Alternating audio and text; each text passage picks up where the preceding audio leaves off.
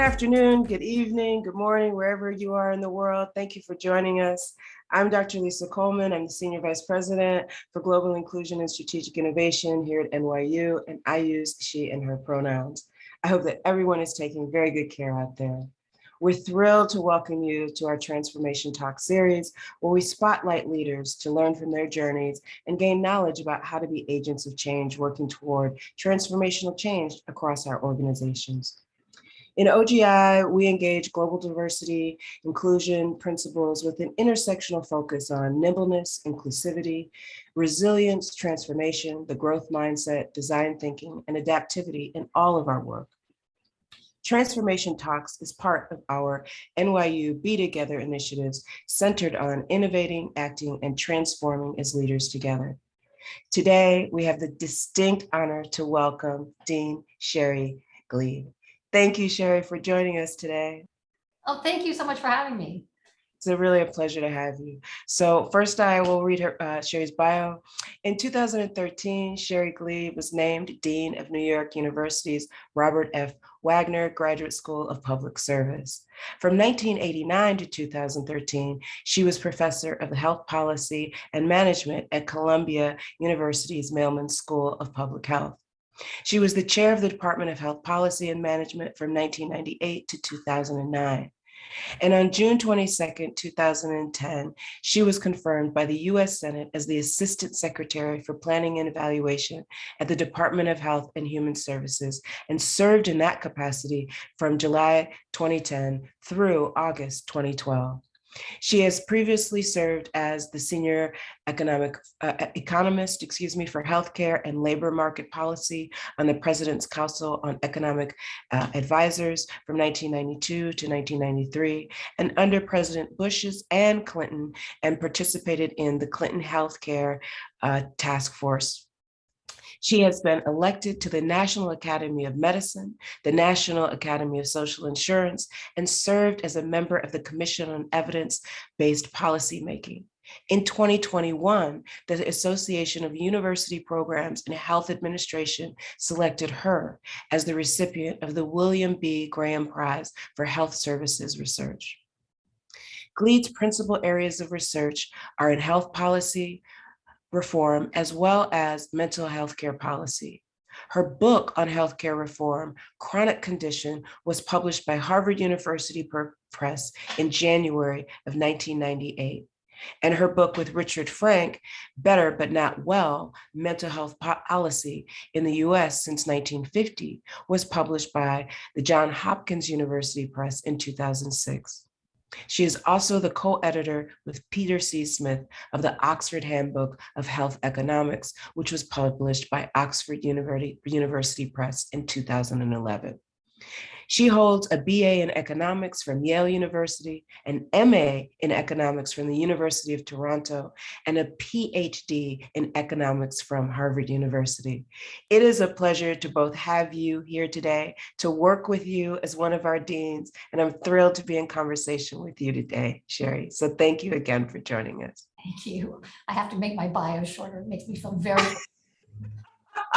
No, we want to recognize all of your wonderful accomplishments. And we know that you've been able to do it. You're, basically just a little over 20. And so we're going to see how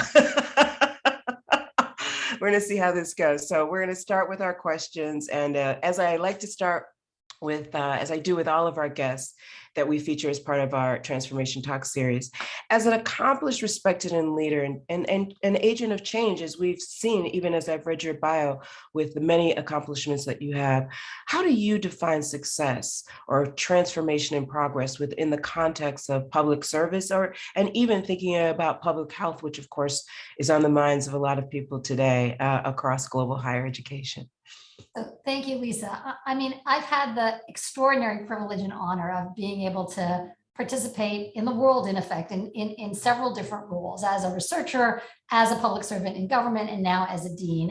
And the first thing I think to recognize is that from a professional standpoint, success is different in different roles, right? So what is success as a researcher is not the same thing as what is success as a public servant, and it's not the same thing as what is success as a dean. I came to Wagner because the mission of Wagner, which is to educate students to become public servants to advance the public good is so core to what I really believe, which is, and that really draws from my experience, which is that people matter so much. I mean, policies matter and evidence matters, all that good stuff that I've done from my career, all of it matters.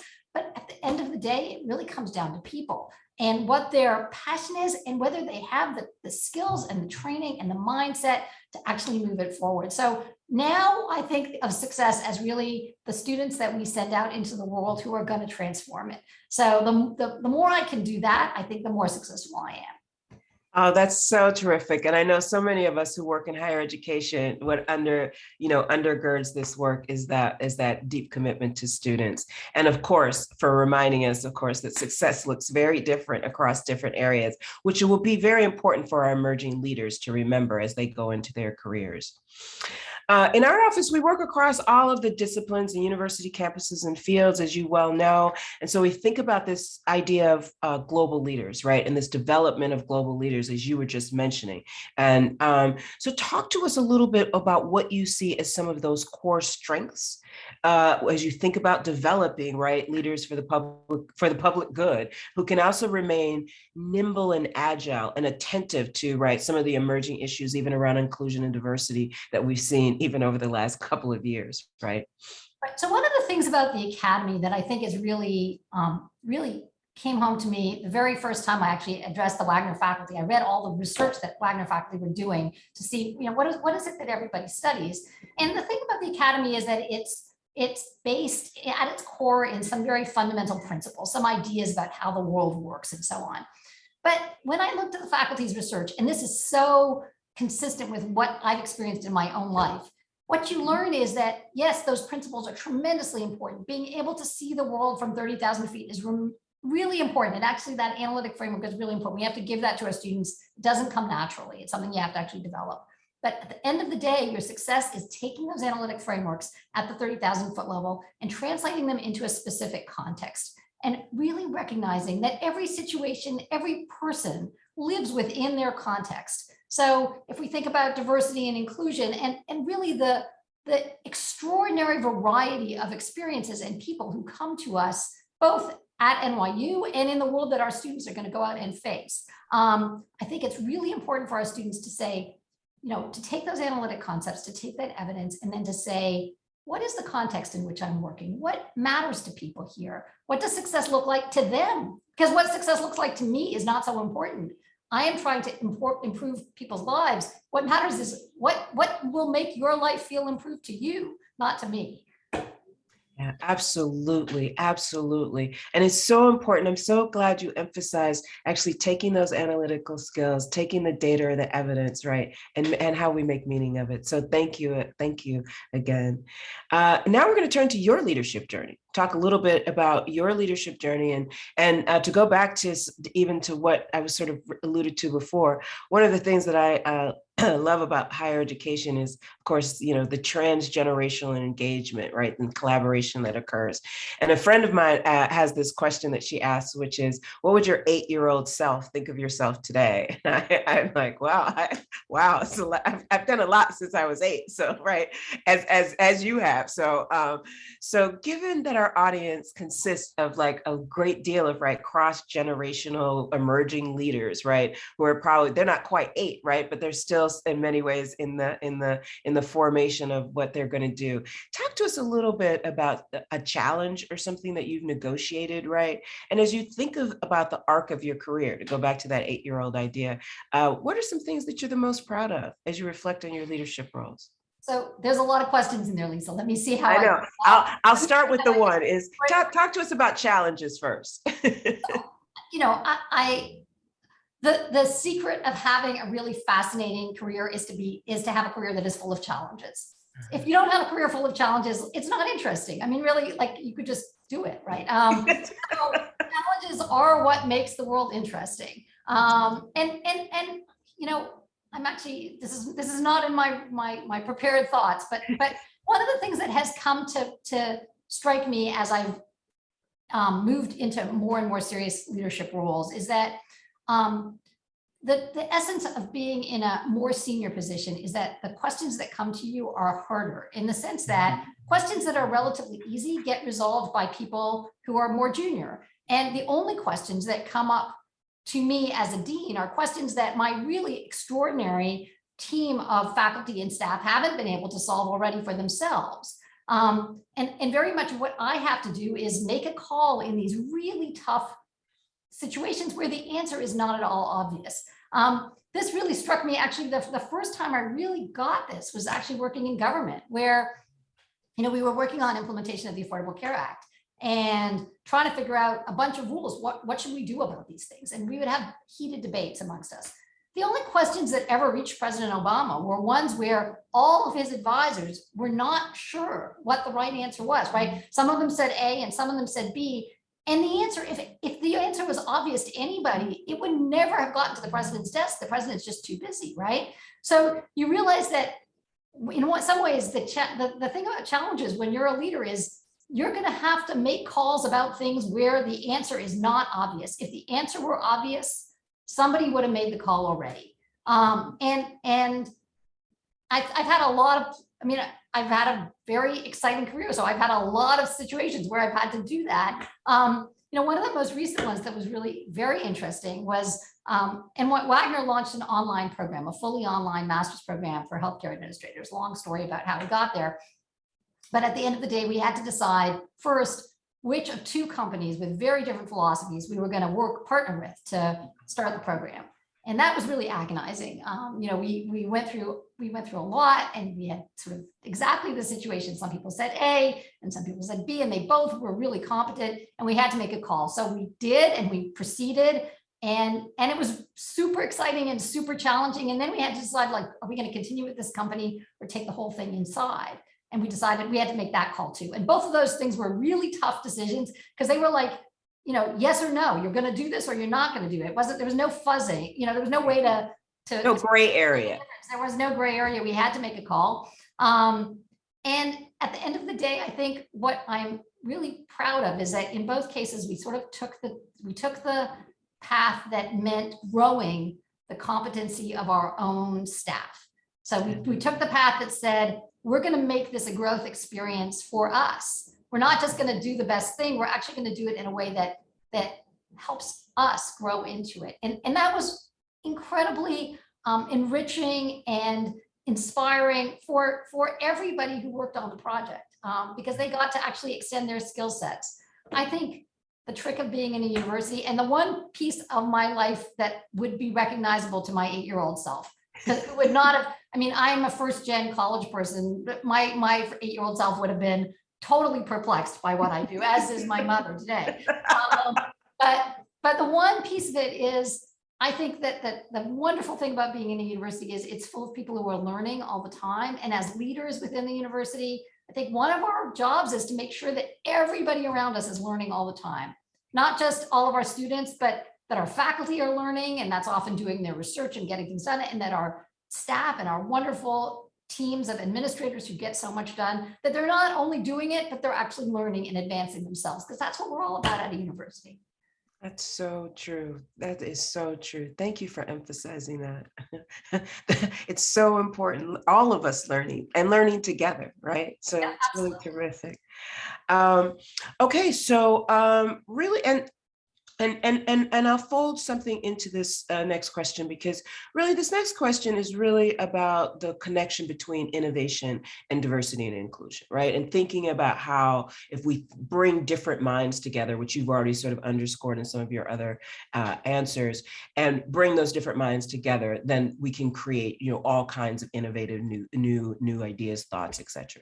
So as you think about your work, right, and some of the work that you've done, and this might even include some of the things you're most proud of, as you think of your work, tell us a little bit about the role that innovation has played as you think about, right, some of the things, even as you think about creating an online program, right? So talk to us a little bit about that, because we know that innovation is key, right, to a lot of the work that a lot of our emerging leaders are going to be engaged. Absolutely. So I think that there are sort of two conflicting, or they're not really conflicting, two parallel things that happen in the world. One is that we get better and better at doing the things we've always done, right? My avocation, which I'm terrible at, is playing the piano. I'm really not good at it. No one but my husband ever hears me play. But one of the wonderful things about playing the piano is the more you practice, the better you get at it. Like, it just happens that you do the same darn thing over and over again, and you get better at it, right? But then there's the moment where you leap, and the leap in life comes not from just doing the same thing over and over again, but from an innovation, but from change, right? So we actually have to sort of advance both of those things. We have to improve our ability to do the things that we do, and we shouldn't ignore that. That's not it would be wrong to ignore that. But at the same moment, if we're going to make transformative leaps, if we're going to get better, and goodness knows our society needs to make transformative leaps. It's not enough for us to keep doing what we're doing. That's not going to take us, we could get better at it, and that's good, but we need to make a transformative leap, more than one, right? That's going to come from new ideas coming into the mix. Think about two people stranded on a desert island. After a while, they wouldn't have much to say to each other. They're not going to have any transformative ideas. It's the new that brings the transformation, right? And what does new mean? It means new viewpoints, new perspectives, new experiences, new contexts. We need to be open to that. We need to think about how to absorb that, how to balance that sort of ever improving competence in the things that we do, and those transformative moments that actually sometimes shatter the competence and say, that's not the important thing anymore. Right. Scary. Right. That's right. And that absorption process can be scary and difficult. So absolutely. Absolutely. Thank you again. So I can't believe we've come to our last question already. And really, so the first part of this question is really about, is there a piece of advice or something that you wish you had known earlier in your career as you think about as you think about our emerging leaders? Right? I don't know, something that you wish you had been told or something. I don't know.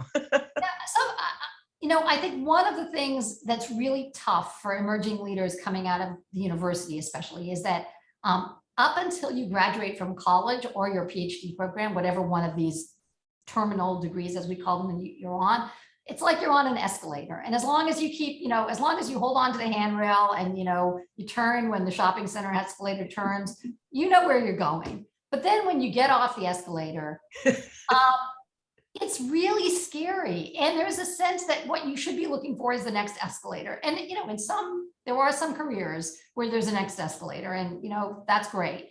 But there are a lot of really interesting things you can do with your life, or that you will wind up doing with your life if you're me. Like, you didn't think about it. It wasn't like a plan, where what really happens is you get off the escalator and it's like your mind is prepared, you're enthusiastic, your passion is there, and then you've just got to follow it. You've got to say yes. You got to take that chance and try things. And some of them are going to succeed and some of them are not going to succeed.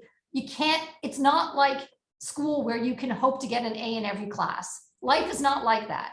You've got to be willing to take chances, even chances where you might not succeed, or that might not be perfect, and then just pick yourself up and go on to the next one. That kind of resilience and energy and just openness to experience. I think that's really what, I think it's what happened to me, but I was always scared because I was looking for the escalator. I know what you mean. And sometimes I think the trick is, like, just don't look for the escalator. Look for the next place where you can make a difference. That's the other thing I'd say, is like, say yes to experiences where you believe you can make a difference.